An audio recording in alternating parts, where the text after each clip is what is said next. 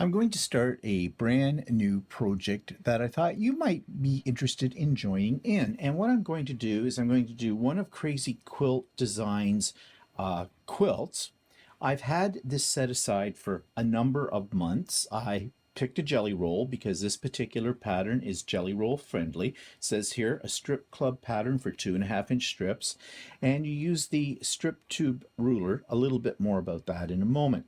But I am always very happy to do a Cozy Quilts design pattern because they are extremely well written. I have never had one yet fail.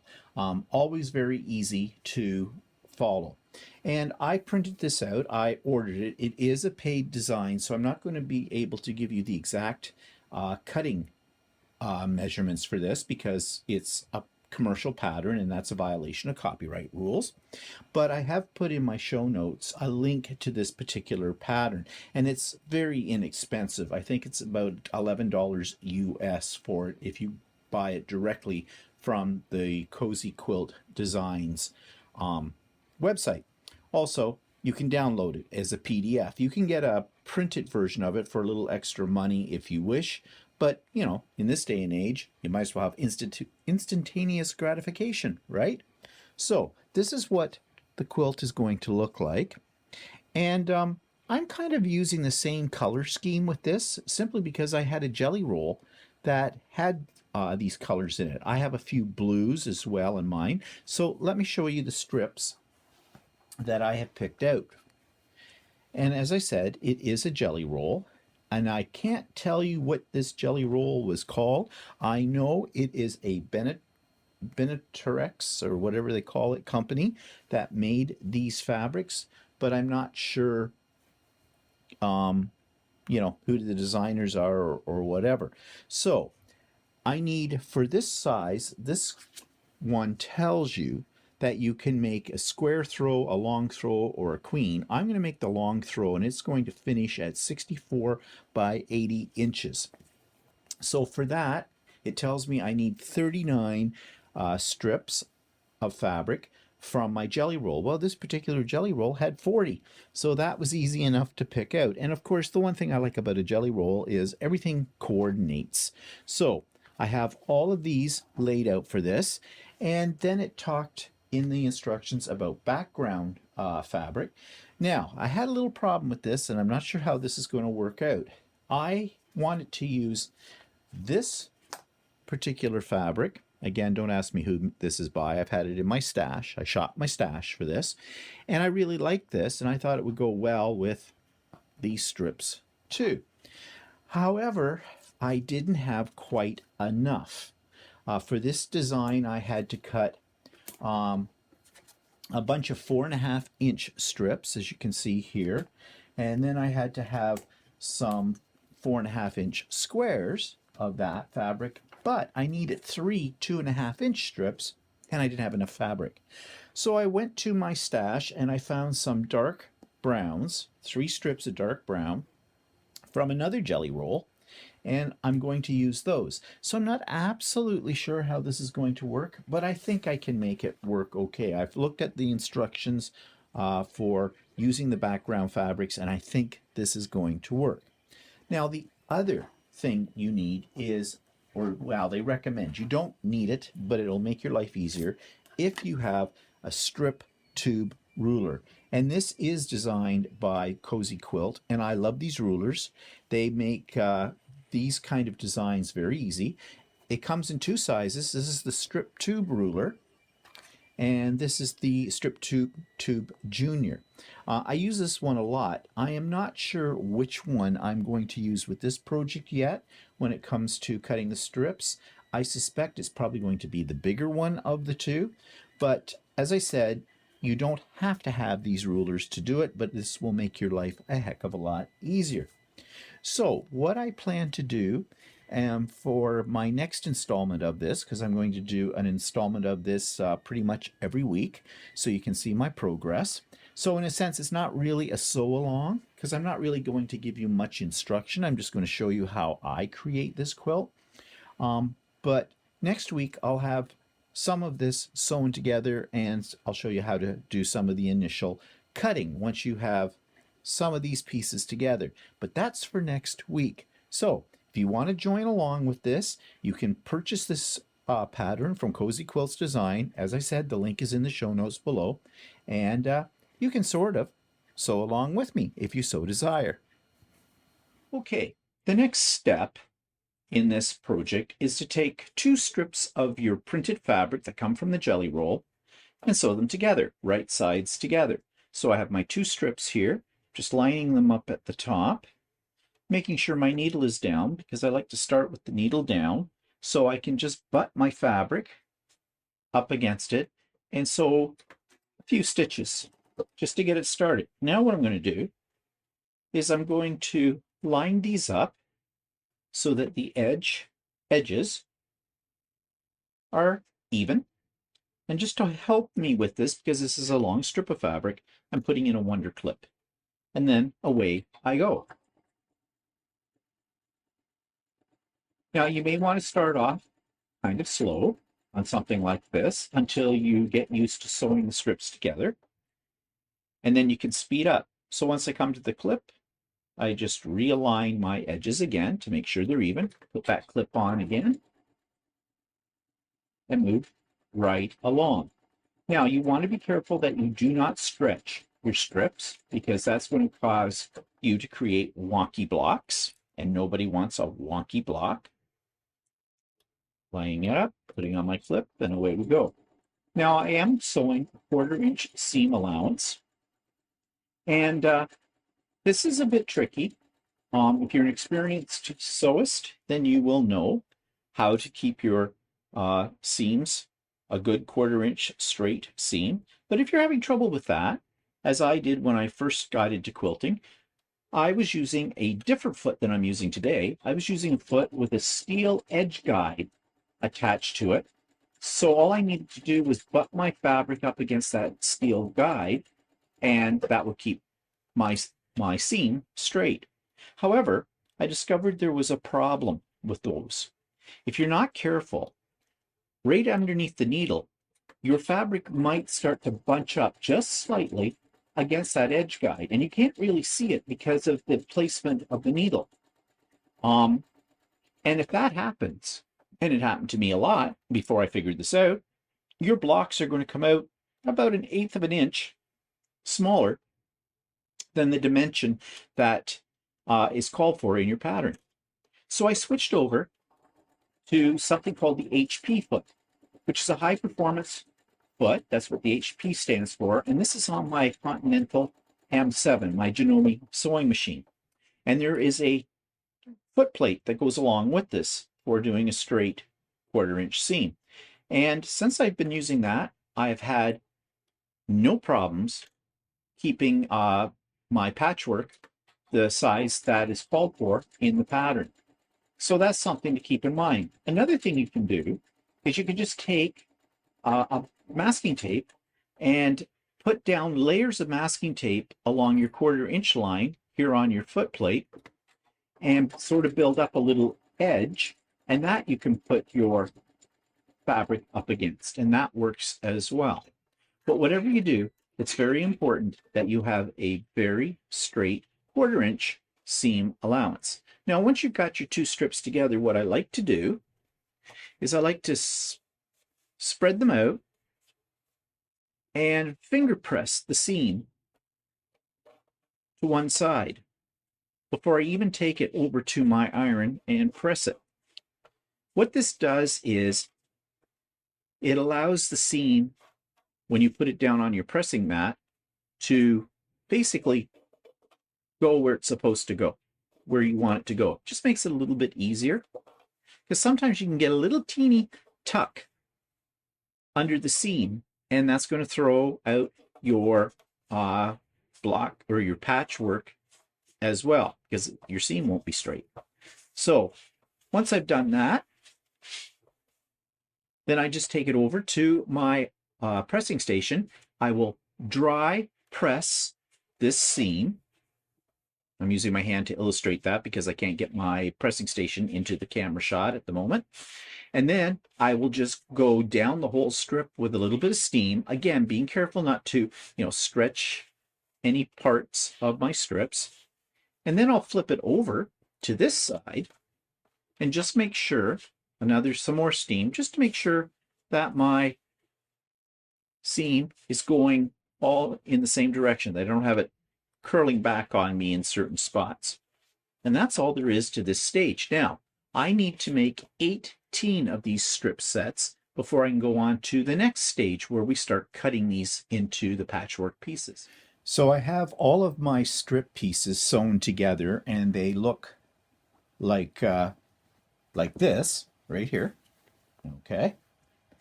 So the two strips from the jelly roll have been sewn together and pressed. Now the next stage of this says to take this piece, which is a 4.5 inch by width of fabric piece of background fabric, and lay right sides together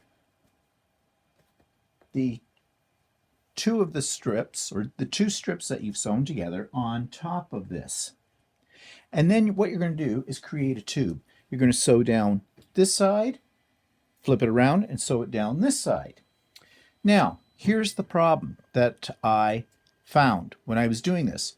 In my way of thinking, these two strips, this top one and this bottom one, are the same size, 4.5 inches. They are not. Now, there's several reasons why that is. One, it could be my 1/4 inch seam allowance on here. Remember I told you, you're sewing a very long strip of fabric. It may go in under your needle a little bit crooked if you're not careful, and that can change the size. The other thing that could be a problem, which is more likely the case, is that 2.5 inch strips in a jelly roll are not necessarily 2.5 inches. And I did not measure this beforehand, but you probably should.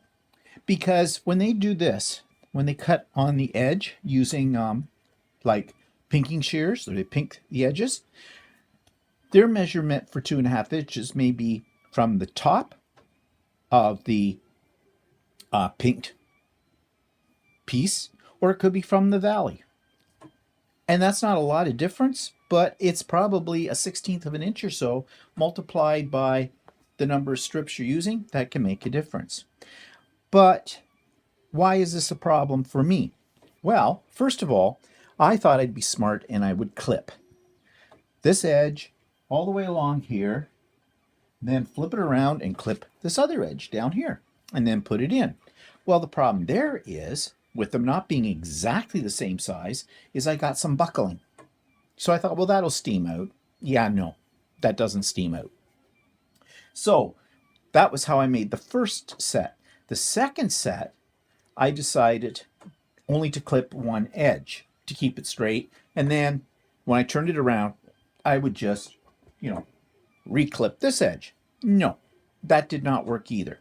I was still out. And what I mean by out was, and I don't have an example to show you because I've already cut it, but my seam along here on one of the strips was a little closer to the edge of the strip than I thought I would like to have, like about 1/8 of an inch instead of 1/4 of an inch in.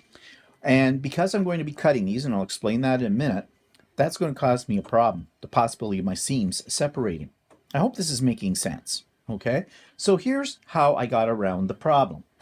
What you're going to do is when you sew a background piece to two of the sewn strip pieces, you're going to take your ruler, your strip tube junior, and I've decided to use the junior of the strip tube rulers, and what they want you to do is to cut triangles by lining up the 4.5 inch mark on this ruler with your seam line down here.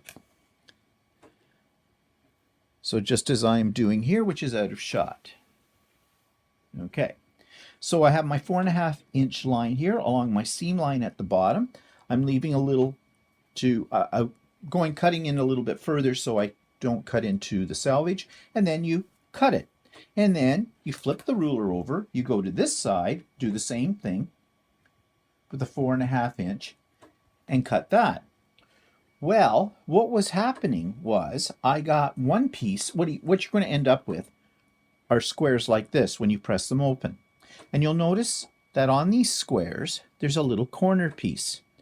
Well, if these squares don't measure exactly 4.5 inches, then this is going to be off. It's not going to match up, because what you want to do, and I'll show you here, is you're going to be putting, hope you can see that, you're going to be putting these 4 squares together just like this, so those little triangular points meet up in the middle. And that's a little better for you. And if that doesn't work out, if these aren't cut exactly the way they're supposed to be, they're not going to line up when you do it, and it's not going to be pretty. So what I'm saying is, then, to summarize, is I have discovered the best way to sew this piece with the backing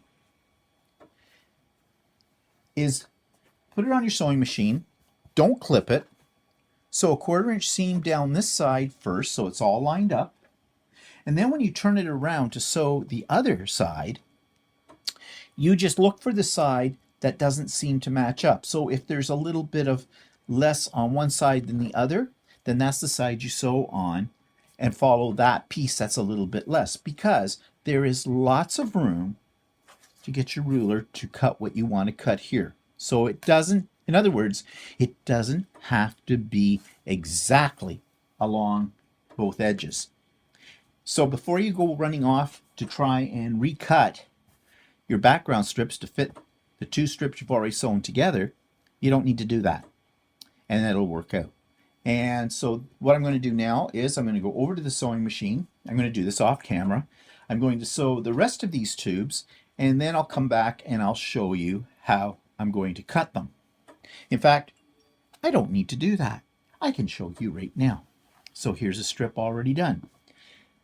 So I've got my strip tube junior, and all I'm going to do is find that 4.5 inch mark, which is this dotted line. I'm going to line it up on here, the dotted line at 4.5 inches, with the seam, not the edge, but the seam. I'm going to move it over here so there's very little waste. Oops. Yeah, really good when I bounce it. So it's lined up, and all I have to do is just cut. And there we go. And then I'm going to do the same thing except upside down. 4.5 inch line on the strip tube ruler, line it up along the seam allowance, and line up this one edge with the edge of my cut part of my strip.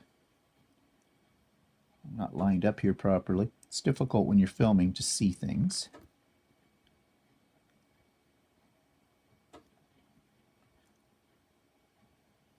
Okay, and then now my arm's going to be in the way.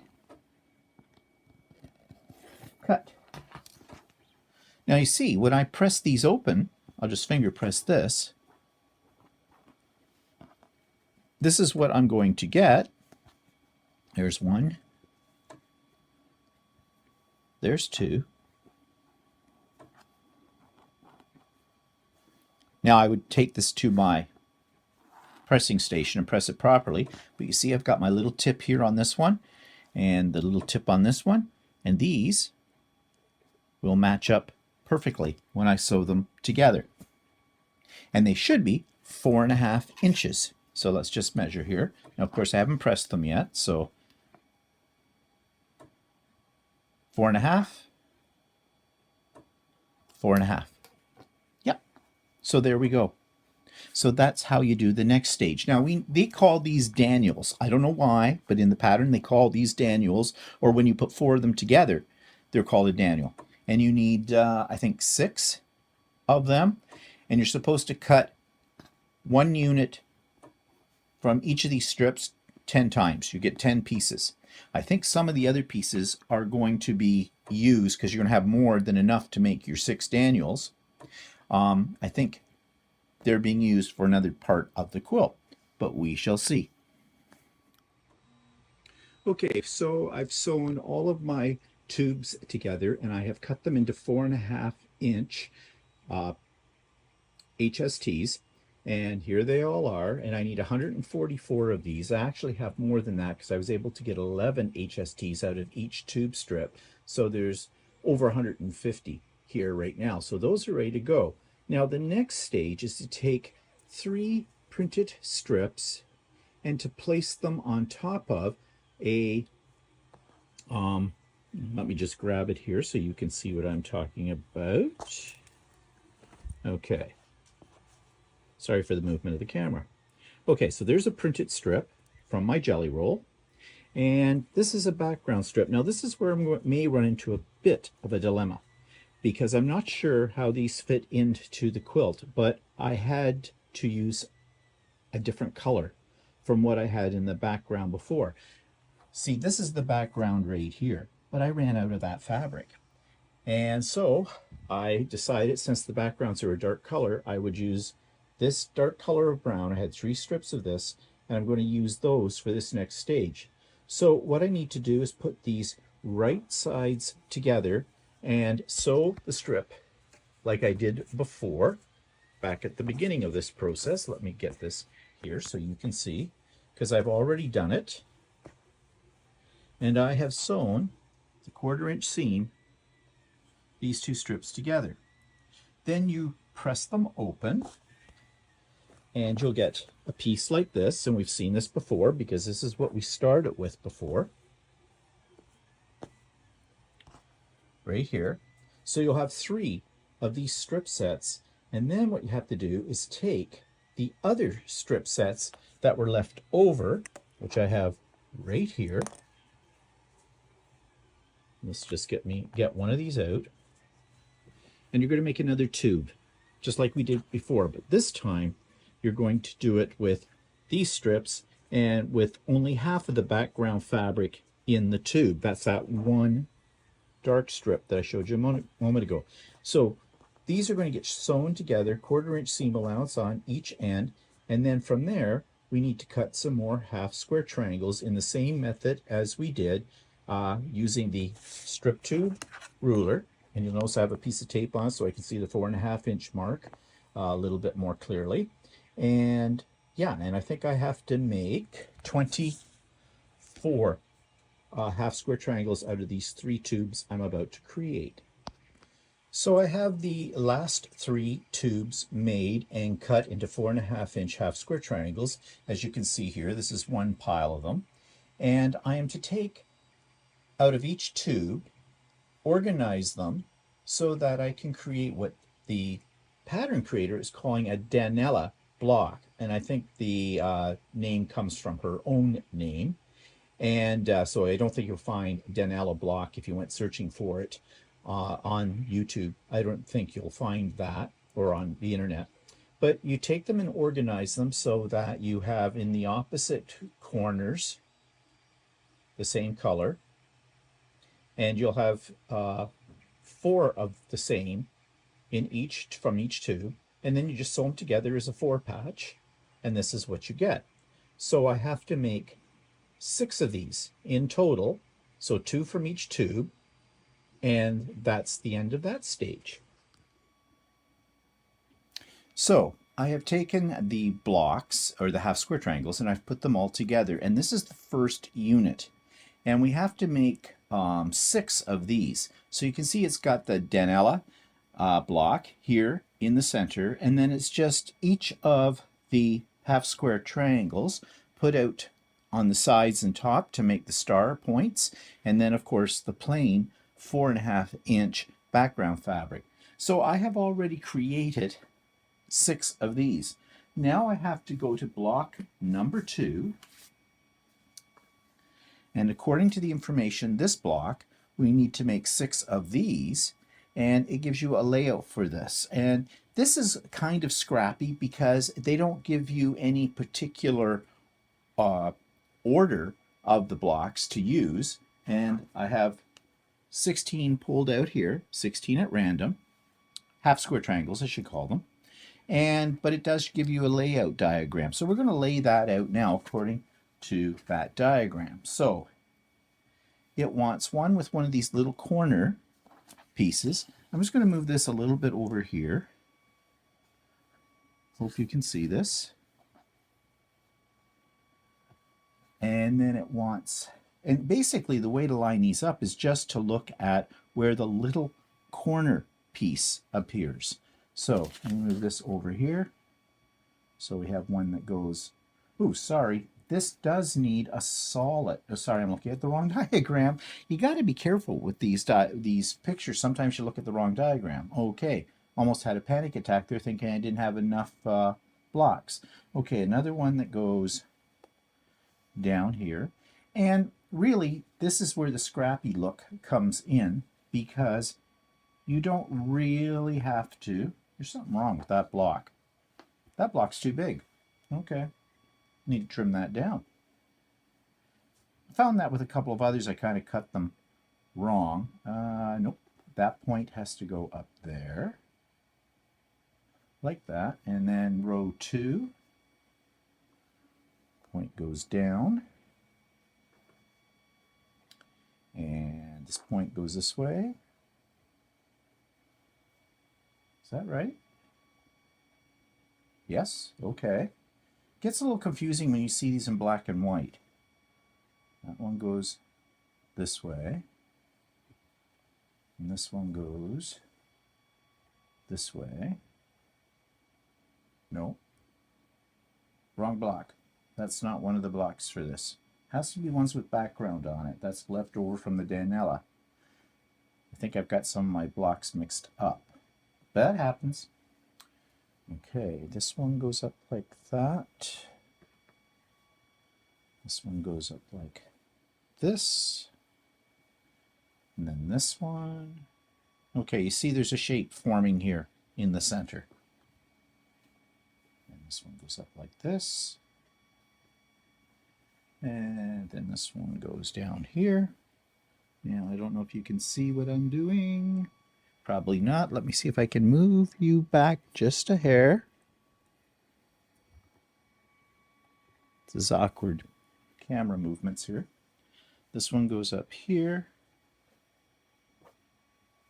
That was too big. Let's grab a couple of more.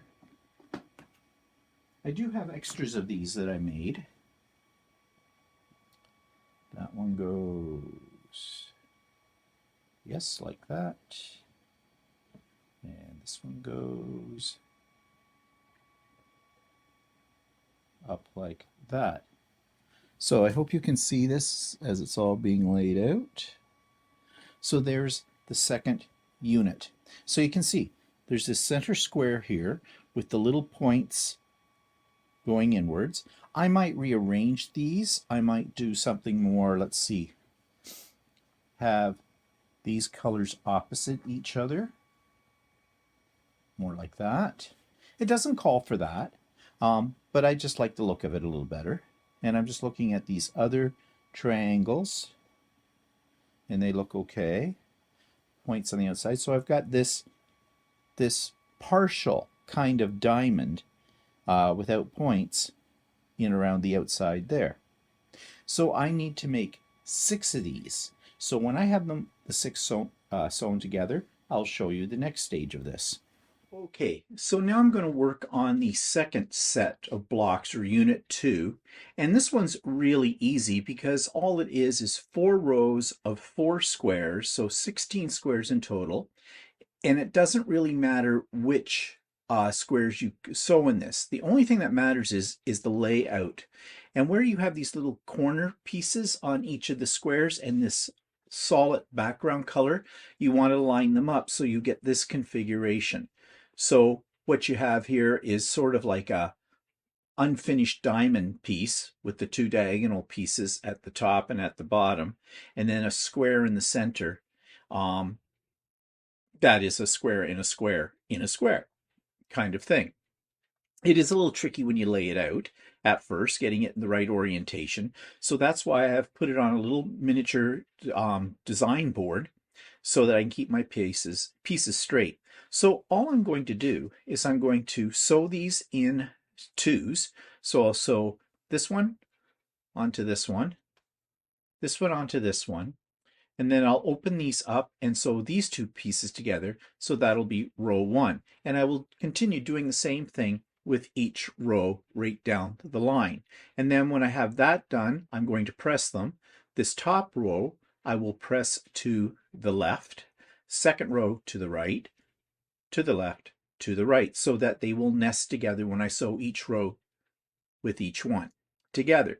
So this is fairly fast process. So what I'm going to do is I'm going to go ahead and I'm going to sew these pieces together. I am going to be mindful of where my diagonal seams are on these. I'm going to match them up with the diagonal seams on the pieces that I'm sewing them to as well, just to keep everything nesting together and not chop off any points along the way. Now, so I'm going to get started on that first row. So I'm going to take, and you can't see that, but I'm going to take the first two here and just lay one on top of the other.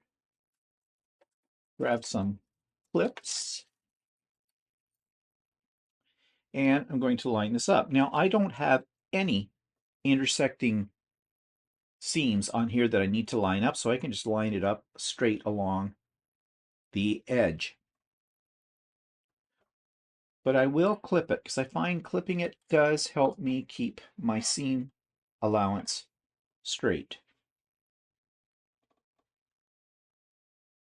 Also, I like to match up the ends or the corners of each one, even though there's not an intersecting seam there. It just eases things together to keep them the right size. Okay, I've got my 1/4 inch foot on my M7 in place, and it's set up for a 1/4 inch seam allowance. So away I'll go. I'm going to drop my needle first, butt my fabric up to the needle, and sew.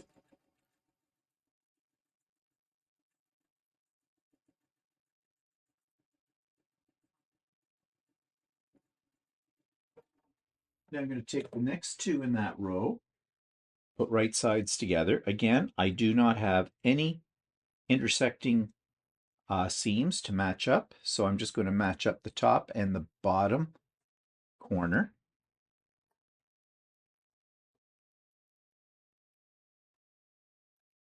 Make sure this is straight.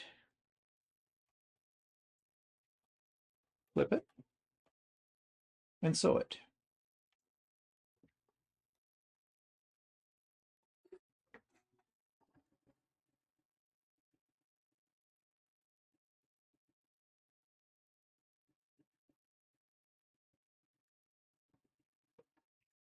Okay, so I have those two pieces together. Just clip the chain stitch. And I'm going to take this one, which is going to be the 3rd and 4th square, and I'm just going to finger press it. And I'm going to finger press it to the left.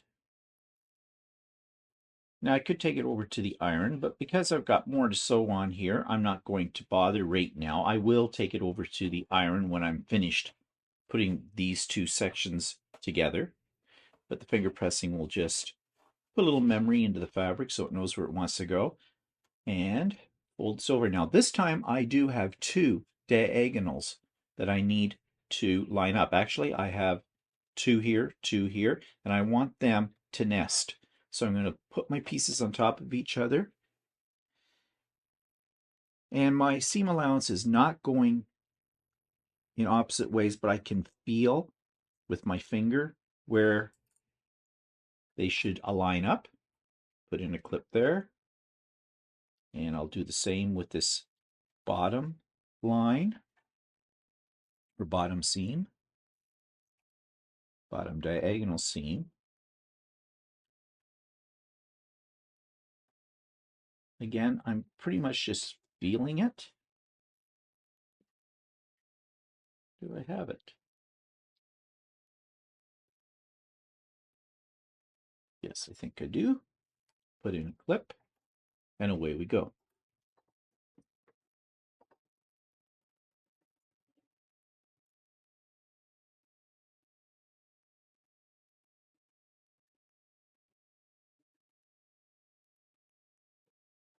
Okay, cut thread. And let's check my points. And they're pretty good. Okay, they're good enough.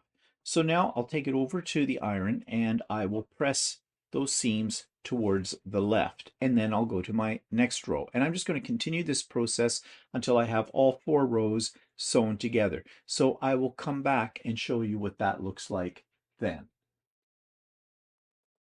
Okay, so I have each of these rows sewn together.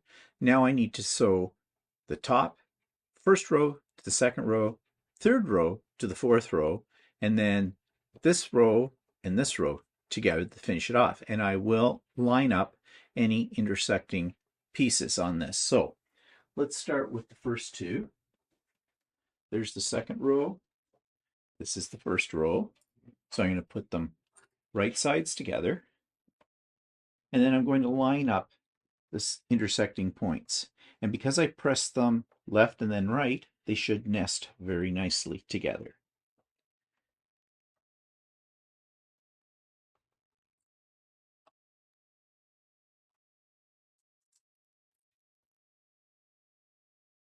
Now you could pin this. I like using Wonder Clips.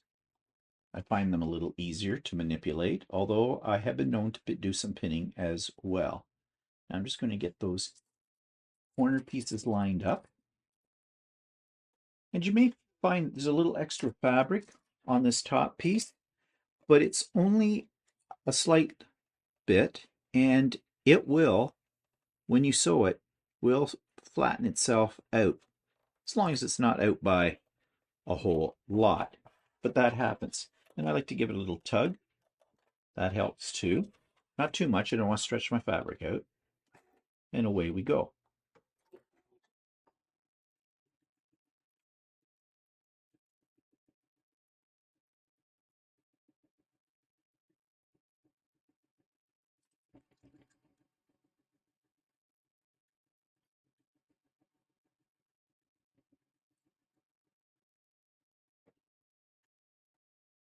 Make sure everything's still lined up.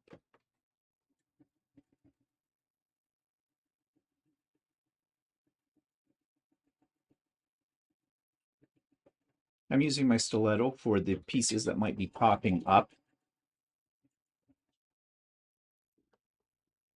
Just the extra fabric in the seam allowances. Keep everything going in the same direction. That doesn't always work out that well for me, but sometimes it does. And it just keeps things a little flatter. So, try to do your best. Okay. So let's see how I did. You'll see that I am using a leader for this because my sewing machine with these tends to be pulling them down a little bit into the machine, or the foot dogs get a hold of them, or the feed dogs, not foot dogs, feed dogs get a hold of it. Now let's check my intersections here. How am I doing? Pretty good. There's a extra thread there. Get that off. Yep, that looks pretty good. So I'm going to do the next 2 rows. So here's my bottom row, my third row on top of the bottom row, right sides together. Line up the seams, and they should all nest, and they are. You can feel it when they're nesting properly. So it pays to do proper ironing techniques, or pressing techniques, I should say. You're really pressing, you're not ironing. Let's line up the corners.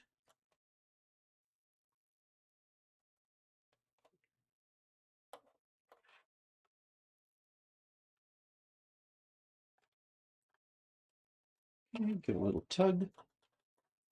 And we can sew this piece.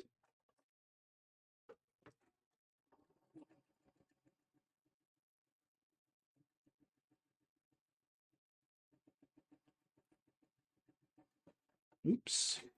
This is where the stiletto comes in handy. That seam want to go the opposite way, and almost did, but I caught it with the stiletto.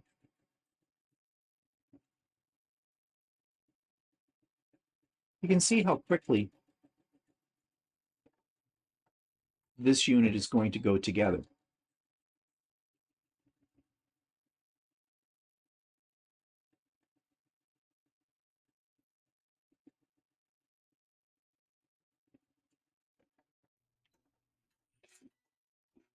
Okay, so those two pieces are together.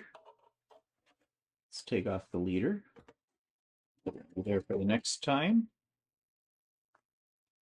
Open this up and check our seams or check our intersections. Oh, these are good. They're perfect. Yay. Okay, now we're going to take the first two that we did and put them on top of these two and just put them right sides together. And again, we're going to line up the intersecting seams. Again, these will nest.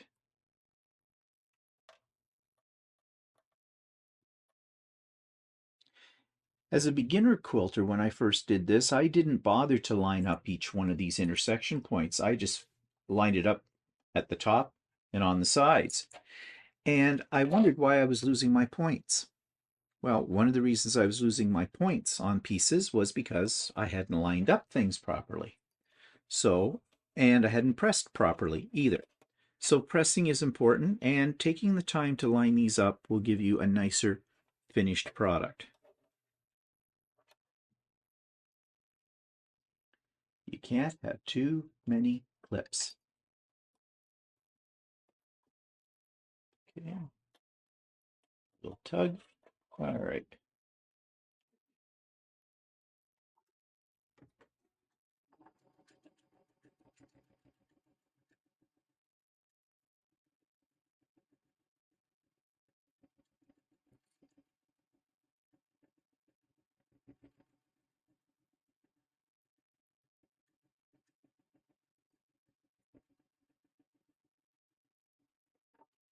Okay, do a little bit of an adjustment here. Things are going a little crooked, so we'll catch that early.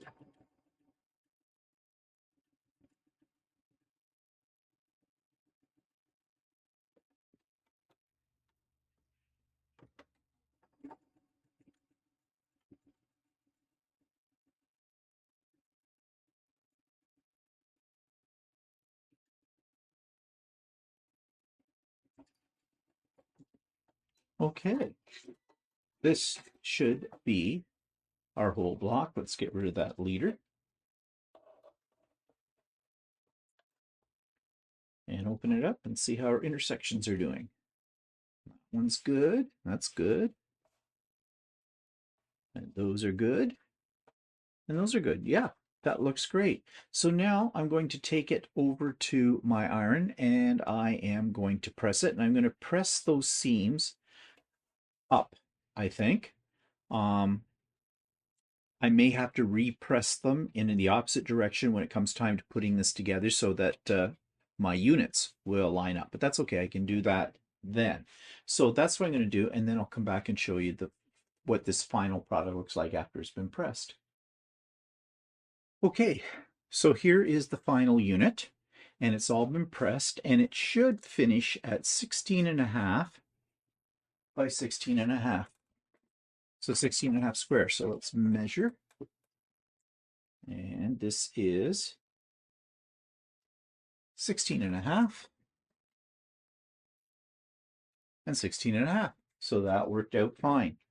So I may give it a little bit of some pressing solution on it, a little starch, and I only need to make 5 more of these units. So I will come back when I have all 6 of these units completed.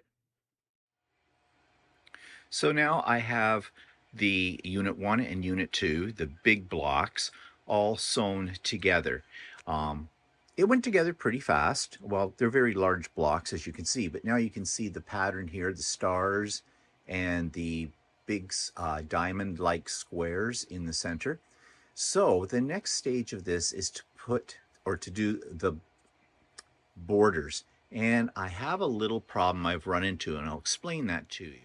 So here are the instructions for the borders, and there's 3, but they are fairly fancy borders. You have to cut 3 of them, and they give you the dimensions here for what those are going to be. But here is my first problem. I've run out of background fabric, and you need some of the background fabric to create these borders. So I had to go looking in my stash to see what I could find that was appropriate.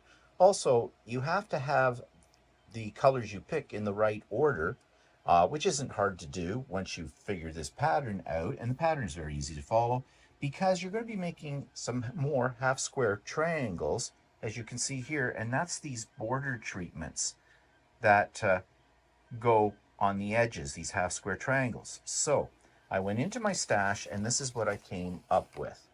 So border number 1 is going to be made up of this. Border number 2, this one's a little bit more busy. And then border number 3. They do pick up the colors that are already in the quilt, so that looks fine. And I have moved them to my design wall and matched them up with the edges of the quilt. And I think these are going to work okay. So I've already gone ahead with the instruction to make more half square triangles. And the method for making these is exactly the same as it was for the half square triangles used in the blocks. And that is where you take two 2.5-inch strips, sew them together, then lay those right sides together onto a 4.5-inch strip, sew that into a bit of a tube, not a bit, it's a tube, and then you use your triangular, what do they call it, the strip tube ruler, that's the one I've been using, and cut these to 4.5 inches, and then of course press them open. So you get these kind of squares, half square triangles, that have basically 3 fabrics in them each. So that's the next stage of this, is to follow through. I have the cutting done, I've made the half square triangles, and according to the instructions next, I have to add border 1 and border strips 2 together. Tells me what to cut them into pieces, and I guess we start the assembly process. So what we're aiming for here is this look on the layout. So you can see up in the corners, we have these half square triangles, which I think will look very, very effective when it's done. So that's what I'm going to do next, and I will show you my progress with this as we get to it. So as you can see, I have put the first set of borders along with their cornerstones onto the quilt. It's looking pretty good. It was a little tricky to get everything to line up, but I did manage to do it. And so now I have to work on the last set of borders. So I have now got all the borders on, and these were tricky because there was a lot of measuring to get these borders right because of these corner pieces that are made up of those half square triangles that we made a little bit before. But you can see I really like the look of the corners, so it was worth the effort to take the measurements. Now, the whole thing is now done. And so what I need to do next is see what I have for backing fabric, because I'm going to want something that's sort of in these brownie color. And I don't know if I have anything like that. I may have to purchase some backing for this. And then we'll get it up onto Lucy and I will quilt it. I don't know what design I'm going to use yet. That's to be seen, but we'll see what we get. And yeah, I'm just looking at some oddities here. And I'm noticing something down in here, this row. Don't think it's a mistake. I'm not going to point it out to you. It's just, I guess it's just the way it works, because you put these pieces together randomly, although you're very tempted, and I had to do that with the corners of, matching things up, making it more symmetrical, but it's not designed to be symmetrical. It's not in terms of the fabrics you're using. It's more scrappy than anything else. But yeah, I'm really happy with the way it's looking right now. So once I get it quilted and I get it bound, then I'll show you the final version. So now I'm going to make binding for the quilt. And I've got my Quilt Go out, and I've got my 2.5-inch strip disc, and I have my fabric cut, and this is the fabric that I used on the back of the quilt. So that's what I'm going to use make my binding from. Now, this die cuts 3 strips, 2.5-inch wide each, and that's what I use for binding is 2.5-inch strips. And I probably will have to cut maybe about 6 strips to get enough. I need about 290 to 300 inches of binding. I've worked that out already. What I usually do is you just add the side and the width, the length and the width of the quilt, multiply by 2, and then I add about 10, 12 inches extra on top of that. So for this quilt, it's 77 inches by 62 inches. So when you do the math, it works out to be between 290 300 inches. I like to make a lot of binding, a lot of extra binding, so I have long tails when it comes to the joining the binding up on the quilt. So as I said, I have my AccuQuilt out here. I've got my 2.5-inch die. I have my fabric folded over a couple of times so I can fit it on here. I'm trying to get as long as strips out of this piece as I can, and because this is wide back backing, I should be able to get quite a few. We'll see. So put it in the machine and let it do its thing.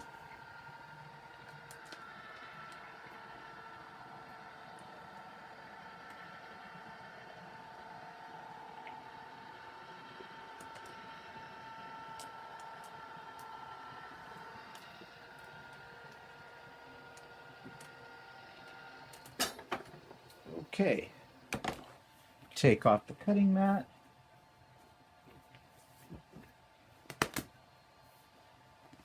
That's garbage. That's garbage. Actually, those aren't garbage. They're irregular size strips. I'll throw those in my strip scrap bucket. So here is one of my strips.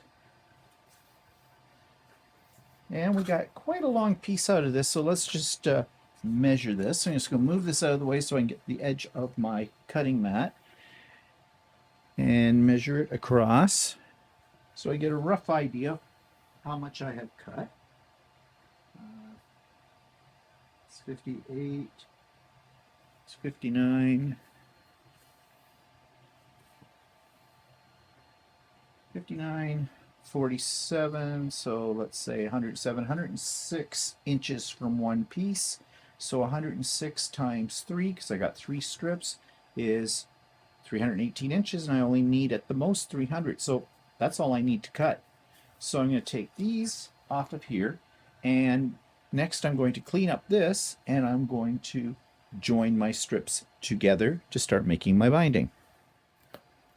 Okay, to make my binding then, I've got 2 of those 3 strips that I just cut. I'm laying one right side up. I'm going to take the other one and lay it on top, and these are square, so I'm just going to lay them across each other, match up the top seam and edge seam, or not seam, but edge, you know what I mean. I'm going to grab some clips, and I'm just going to clip these together. And then I'm going to take my ruler and a pencil, and I'm going to draw a line diagonally from corner to corner. And this is going to be my sew line. Make it dark enough so I can see it, because it doesn't matter. It's on the wrong side of the fabric. And what I'm going to do is I'm going to sew right along that line. Then I'm going to take my ruler, mark off 1/4 of an inch beyond the line, and trim that corner off, open it up, press it, and I've got binding, and then I'll add the 3rd strip to the end. Once I have this sewn, I'll show it to you. So my strips are sewn together right along here. It's probably difficult for you to see because I used white thread. I'm just going to take my clips off because I don't need those anymore. And I'm going to take my ruler, find my 1/4 inch line. I'm going to line that 1/4 inch line up along that sewn line, and I'm just going to trim off that corner. Okay, now when I open it up, I have a continuous piece of binding. So what I usually do is I usually press these seams, or this seam, open, because it gives me less bulk in my binding when I'm sewing it on. So what I'm going to do is I'm just going to spread this up. I'm going to finger press it just by drawing my nail down along it. just to get to go in the direction I want to go in. And I'll take this to the iron and press it open.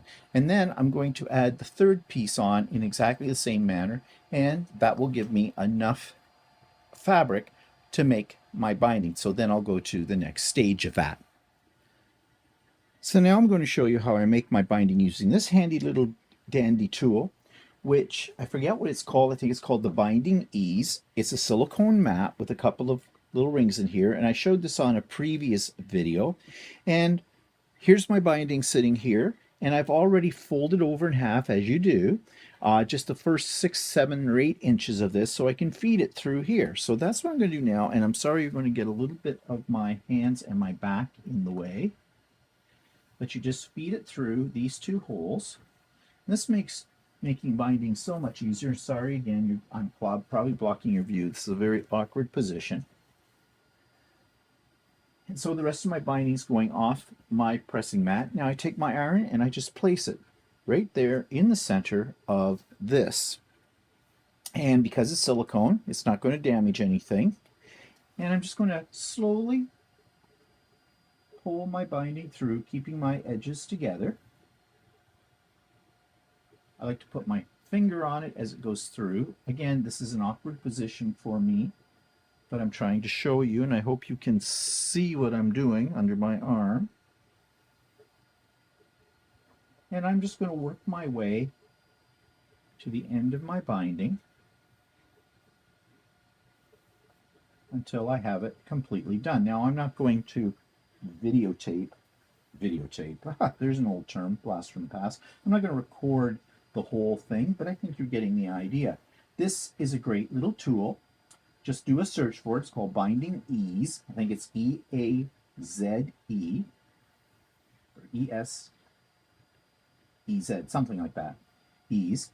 And it's great. Now, they're not cheap, but you know, I spent about $80 to get this. Well, that included my shipping, I think, from a place in Kingston, Ontario, a quilt store there, but they're available online. And if you're an American, of course, it's going to be a lot less expensive. And if you don't have to have it shipped to you, it'll make it even less expensive. So that's all I'm going to do. I'm just easing this through. So in no time, I'm going to have my binding completely done. It also saves your fingers from getting burnt. So it was worth the $80 I spent for this, I can tell you, because the one thing I do not like doing is this part of the process for making binding, and this makes it very, very easy. So I'm going to carry on and finish making my binding, and then I'm going to put it on my quilt. And when I come back, the quilt will be done. Just as an additional note here, I want to show you how I keep my binding organized. I have this little acrylic bolt, mini bolt holder, which came in this Missouri Star Quilt Christmas box this year. And the idea is you take your fabric and wrap around it. But I found it's kind of useless for that because it'll only hold a small amount and you have to fold it over a couple of times to get it to fit. But then I saw somebody on a video who also got this, and they were using it to hold their binding. And I think that's a really nifty idea. And it came with these clips, which are also kind of useless for holding fabric because they don't hold that many layers of fabric. Yeah, this whole design was a good idea, but it needs to be re-engineered, I think, in my opinion. But anyways, it's great for holding your binding. So that's a little bonus. So I have the quilt completed. I have it all bound, and I just pulled it out of the washing machine. Yes, I do wash my quilts after I make them. I like that crinkly look that they get. So let's take a closer look at this, shall we? I'm really happy with the way it turned out. It's not my usual color scheme. This has a more vintage look to it. I don't usually go for browns and beiges and colors like that. I usually go for bright and bold. But in this one's case, I think it really works well. It was a Cozy Quilt design, as you know, and so it does have a scrappy look to it, which is just fine with me because it was made primarily with a jelly roll that had different prints in it, but all of them work together. Now, you can see the backing on this. I bought the backing at Quilter Quilting, and this was not a cheap backing fabric. It's 108-inch wide. I bought 3 meters of it, and it was a little bit on the pricey side. It was $40 a meter. And when I saw that price on it, I thought, that's $120 of worth of fabric for the backing of this quilt. So I looked at other alternatives that were a little less expensive, but you know, I kept coming back to this one because I liked it. So I thought, well, bite the bullet, use this one, buy this one. Now, the one thing I'm a little disappointed in is my choice of thread color for the quilting. As you can see it here, it really doesn't pop from the quilt. Now, if you didn't, I have a tendency to pick colors that blend more into the quilt than stand on top. I think that's subconsciously my fear that I'm going to blow something and wreck the quilt. But in this case, I think a better choice would have been a blue, possibly one of the lighter blues that you see here in some of the pieces. Any of those blues would have worked pretty well with it, and I wish I had done that at the time. But nevertheless, it gives the quilt some texture, and you can see the quilting if you look at it carefully. So overall, I'm very happy with the way this quilt turned out, the Star Crossed Quilt by Cozy Quilt Designs. You know I love their designs because every one of their patterns I have ever done, and I've done quite a few, are all very, very well written and very easy to follow. So I hope you enjoyed this journey with me as I created the Star Crossed Quilt.